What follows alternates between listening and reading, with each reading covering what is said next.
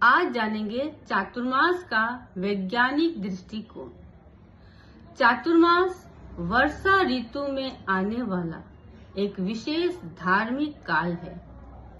धर्म आराधना के साथ साथ हमें अपने स्वास्थ्य का भी ध्यान रखना है, जिससे कि हमारे शरीर की ऊर्जा भी बनी रहे और व्रत उपवास आदि भी सहज हो जाए। जानेंगे आज के वीडियो में। आषाढ़ शुक्ल एकादशी से कार्तिक शुक्ल एकादशी तक लगभग 4 महीने चलने वाले इस चातुर्मास के दौरान धार्मिक और स्वास्थ्य से जुड़े नियमों का विशेष पालन किया जाता है। विशेषकर जैन परंपरा में इस दौरान कंदमूल, हरी सब्जियां और रात्रि भोजन का त्याग रखा जाता है। मौसमी बीमारियों से बचने के लिए हल्का, सात्विक और शुद्ध भोजन करें। वर्षा ऋतु में रोग बढ़ते हैं, अतः स्वच्छता का विशेष ध्यान रखें। योग और प्राणायाम को अपनी दिनचर्या में जोड़ें। चातुर्मास को आत्म शुद्धि, आत्म विकास और धर्म आराधना के लिए विशेष काल माना गया है। चातुर्मास का वैज्ञानिक दृष्टिकोण है। हमारी पाचन शक्ति पर सूर्य का विशेष प्रभाव रहता है, इसलिए सूर्य अस्त के बाद भोजन करने को निषेध बताया गया है। चातुर्मास के दौरान सूर्य दक्षिणायन होता है, इसलिए ऋतु में परिवर्तन होता है।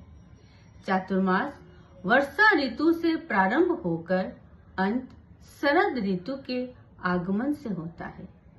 इस दौरान हमारी पाचन शक्ति कमजोर पड़ जाती है, वहीं भोजन और जल में कीट की तादाद बढ़ जाती है। हमारे शरीर में वात, पित्त और कफ तीनों असामान्य आहार से विकृत हो जाते हैं। पेट की जठर अग्नि कमजोर पड़ जाती है, जिससे पाचन संबंधी रोग उत्पन्न होते हैं। इसलिए धर्म आराधना के साथ साथ हमें अपने स्वास्थ्य का भी ध्यान रखना जरूरी है। आइए जानते हैं कैसे हम अपने स्वास्थ्य का ध्यान रख सकते हैं। धर्म आराधना के दौरान मानसिक स्पष्टता और एकाग्रता का होना भी जरूरी है। तो जानिए एक मुद्रा। हथेलियों को खोल दीजिए इस तरह। 5 अंगुलियों में 5 तत्व स्थित है। सभी अंगुलियों को एक साथ अंगूठे के अग्रभाग से मिला देंगे इस तरह। इस मुद्रा को 15 से 20 मिनट रोजाना करने से मानसिक स्पष्टता और एकाग्रता बनती है, तनाव दूर रहता है, साथ ही पाचन तंत्र में भी सहयोग करती है।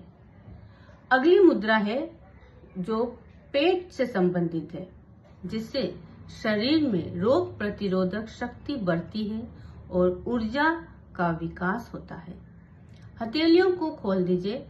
कनिष्ठा और अनामिका का अग्रभाग इस तरह अंगूठे के अग्रभाग से मिला देंगे। शेष 2 अंगुलियां सीधी।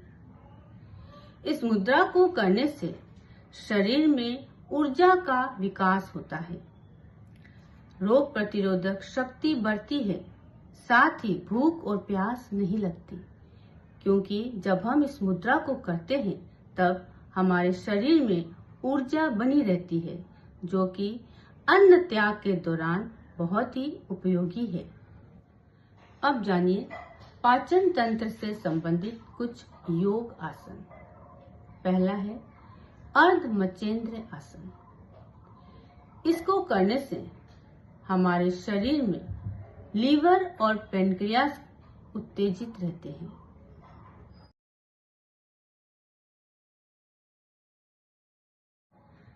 दूसरा है त्रिकोण आसन, जो कि हमारी पाचन क्रिया को तेज करता है।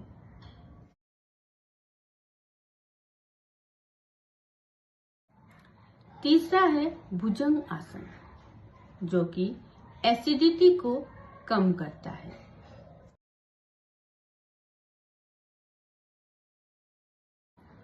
इसके साथ ही गर्म पानी का सेवन करें, जिससे शरीर में ऊर्जा बनी रहती है। नियमित प्राणायाम करें। तो ये थे कुछ रामबाण प्रयोग, आजमाइए और धर्म आराधना के साथ साथ स्वस्थ रहिए। नमस्कार।